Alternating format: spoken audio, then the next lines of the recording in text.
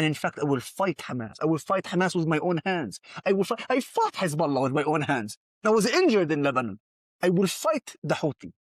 I will fight the Iranian regime. They're all terrorists or terror supporters. I'm the traitor. Come on. If you ask any Christian what country in the Middle East he would pick to live in, he would tell you Israel. Israel. 1,000,000%. And the reason is because they know what is the alternative. Okay? Look what happens to the Copts in Egypt.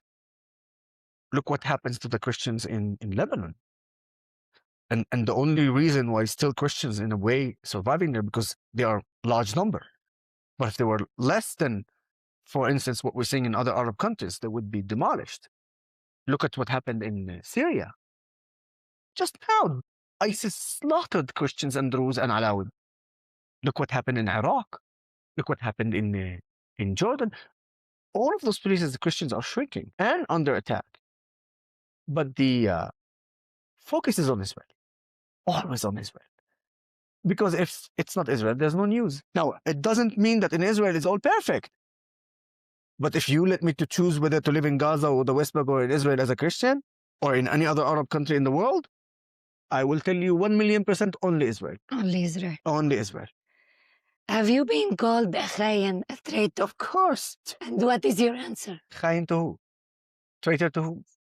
Look, I'm an Arab. Israeli. Israel is my country. I'm fighting for my country. And the terrorist organization, they don't care that I'm an Arab. I'm in Israel. I'm a target, and I'm a legitimate target. Get out, they tell me. Or fight, they tell me. Fight who? Fight the people that give me freedom of speech? Fight the people that give me freedom of religion? Fight the people that allows me to work hard, achieve, and arrive to the highest positions in Israel? Do you want me to fight them? Why? I'm good in my country, despite the challenges. So I'm a traitor to whom? To the terrorist organization that kills Arabs and Jews like me? I'm a traitor to whom? To Hamas? Thank God then I'm a traitor to Hamas. I'm a khayin to Hamas. It's a blessing to be khayin to Hamas because Hamas is a vicious terrorist organization. And not only I don't see myself as a khayin because khayin means I'm part of it. And then I trade it, like betrayed. No. I'm not. And I will never be part of something called Hamas. And in fact, I will fight Hamas. I will fight Hamas with my own hands. I fought Hezbollah with my own hands. I was injured in Lebanon. I will fight the Houthi. I will fight the Iranian regime. They're all terrorists or terror supporters. I'm the traitor. Come on. So I'm fighting for my country. I'm fighting for my society. And when I say my society, it's not the Jewish society. It's the Israeli society, where you have Jews and Arabs. When I was in Lebanon, missiles from Hezbollah fell into my city, Nazareth, killed babies, injured dozens. In fact, out of the 44 Israeli civilians who were killed by Hezbollah during that war, almost 50% of them were Arab Muslims. Did you know that? No. Half of the casualties from the war in 2006 is Arabs from Israel. 10th of October, Arabs were kidnapped and killed by Hamas. Maxim restaurant in Haifa, a city that I grew up in, a city that I love, symbol of partnership between Jews and Arabs. Maxim restaurant in Haifa is a symbol of partnership as a restaurant, a very important and a symbol for partnership because it's co-owned by Arabs and Jews. The people who work there are Arabs and Jews. The people who eat there are Arabs and Jews. And then a Palestinian female suicide bomber comes and bombs the restaurant, killing Arabs and Jews and injuring Arabs and Jews. I'm not a traitor.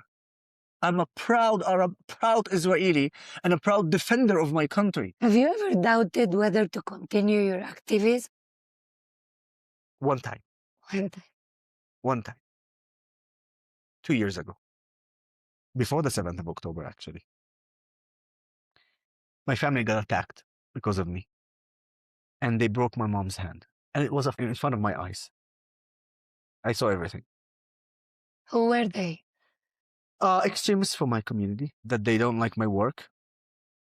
and they don't have a way to combat or debate me because they can't handle the truth, can't handle the facts, and certainly can't handle my style. And those are the people who are attacking me. At the beginning, they attacked me, I'm saying in general, and they attacked my friends, and they attacked my friends in the organization.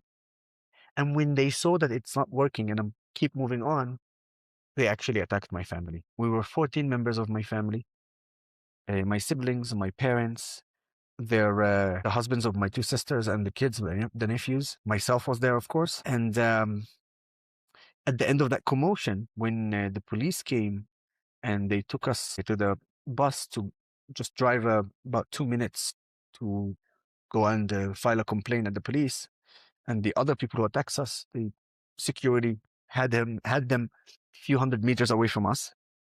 And so we're in that bus, and I saw that my mom is in huge pain and she can't move her hand. It was devastating. It was devastating. What was it, a stone? It's someone attacked her and grabbed her hand strongly and just twisted it and broke her hand. Seeing your mom suffering because of you and because of your activity is something that I don't wish to even my worst enemy. But it was almost. You know why? Two main reasons. The first reason is my parents, and specifically my mom and my dad. My dad was holding my mom's hand. My mom's hand is like this because she couldn't move it. And I'm speaking to you like 5 minutes after the attack. 5 minutes after the attack. My dad calls and says, Yosef, دير بالك تخليهن يوقفوك. Which means be careful, as he actually like says be careful as an act of he's like warning me. Like, be careful to let them stop you. We got your back. And my mom, with her hand, we didn't know that she broke her hand, but we know that something happened. Only after that, when we went to the hospital and we did a CT and all that, we find out that she broke her hand. But when she was holding her hand like this, my dad is holding her other hand. My dad is saying that he's backing me, and my mom is goes like, absolutely 100%. Oh, so you let me know. So you tell me, when you have a family like this, it shreds every doubt. Israel has managed to bring all the hostages back. And now it seems the Gaza peace plan must proceed. Must proceed as long as Hamas give up the weapons. I don't see them giving up the weapons. Okay, one part. Do you think they will give up? They are saying no. Don't, you're asking me for my opinion. No. You're asking me, do you think? I don't need to think. I just need to tell you what they are saying, what Hamas leaders are saying. And if you think that I'm lying, I will prove that evidence. I have the videos. They're speaking on the news, podcasts, journalists. I have this. So I'm only saying what the enemies are saying. And they're saying that we will not give up the weapons. And they're saying it. As long as there's occupation, we will not give up the weapons. Guess what? They're not talking about the occupation of Gaza and the West Bank. They're talking about the occupation of all Israel, from the river to the sea, including Tel Aviv, Beersheba. So obviously Israel is not going anywhere. And Beersheba is an Israeli town. And Haifa is an Israeli town. And Tel Aviv and Nazareth. So, and they're saying that as long as there is occupation, including on Tel Aviv and on Beersheba, we will not give up our weapons. So they are saying that they are not going to give up on their weapons. Not me.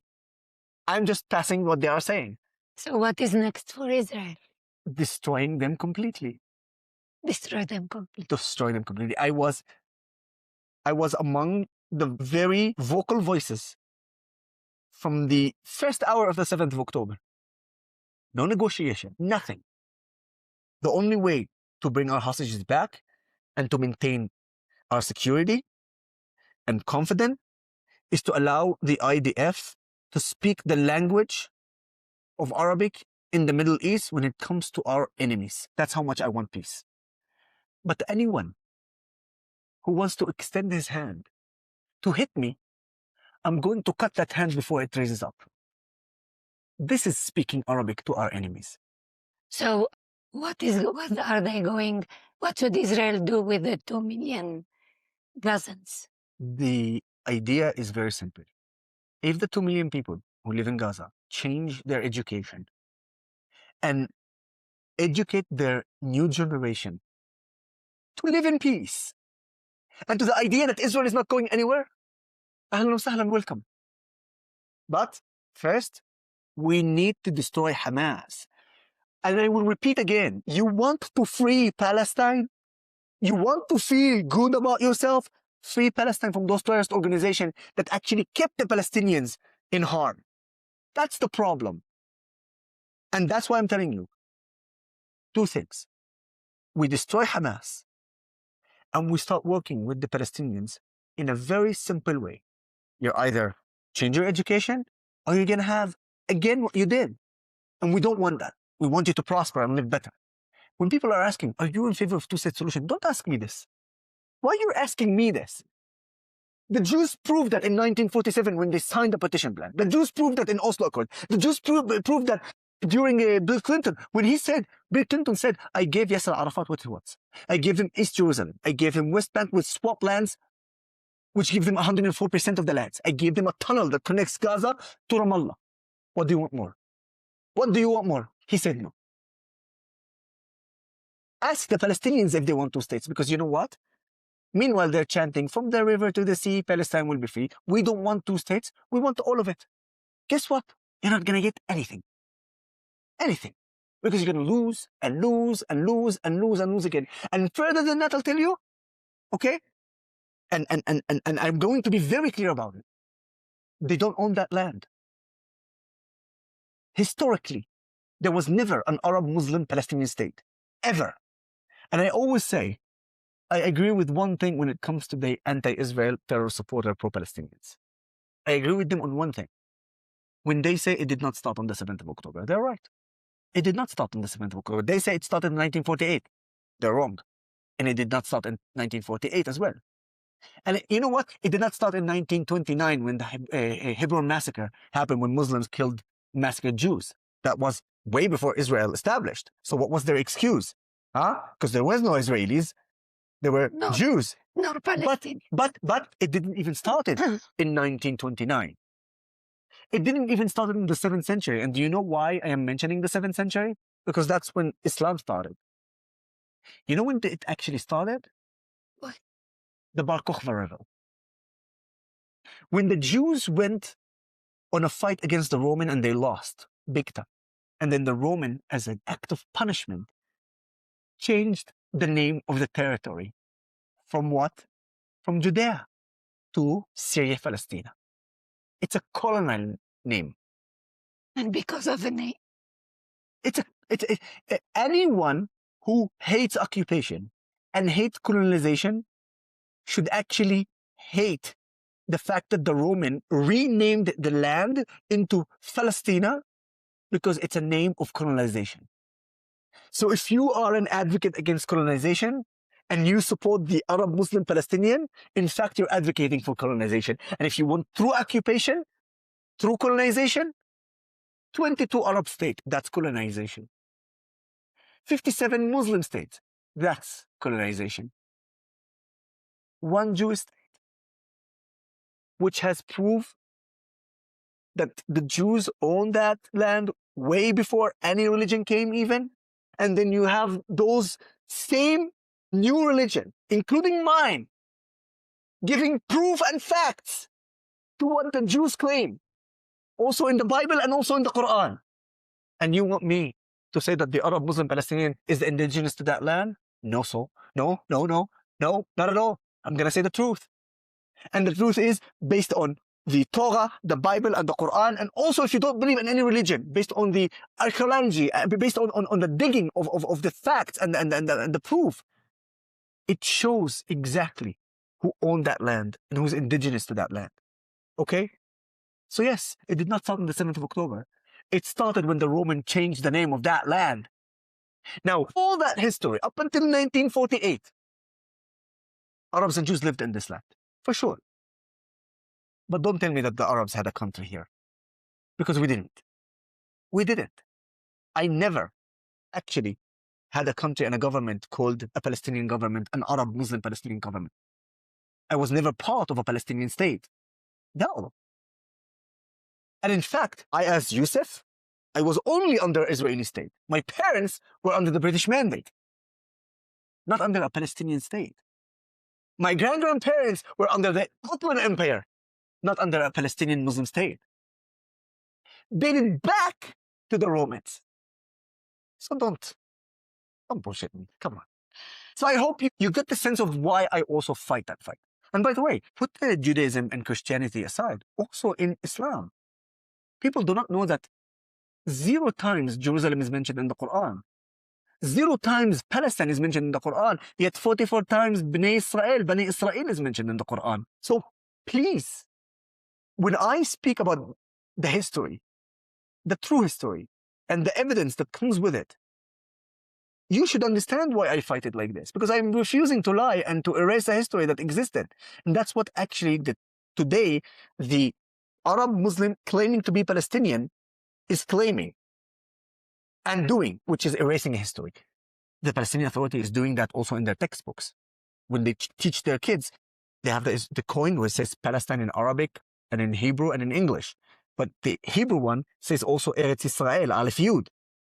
In the textbooks, there's a picture of that coin, but the Hebrew written is erased because they want to erase any presence of Jewish presence in that land.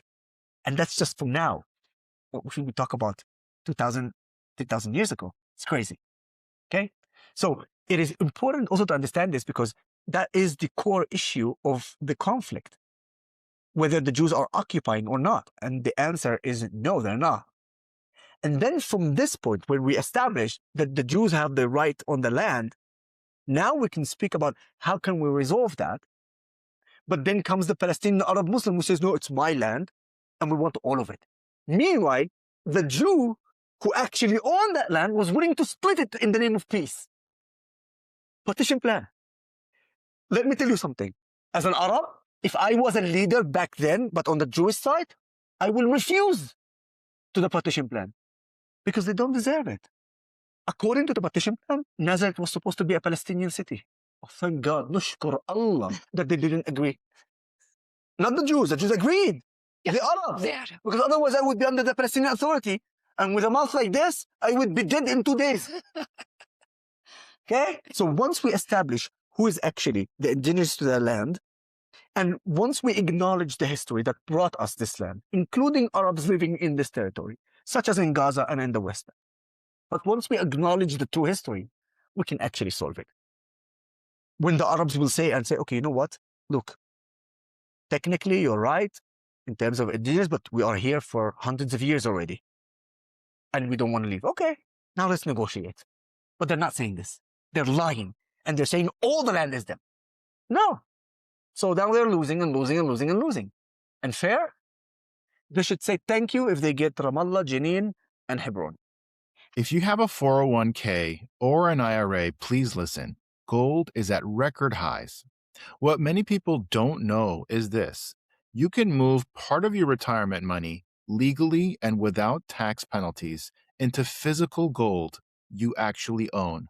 Alpha Omega Gold helps you do this through a gold IRA. Your gold is real. It is stored safely.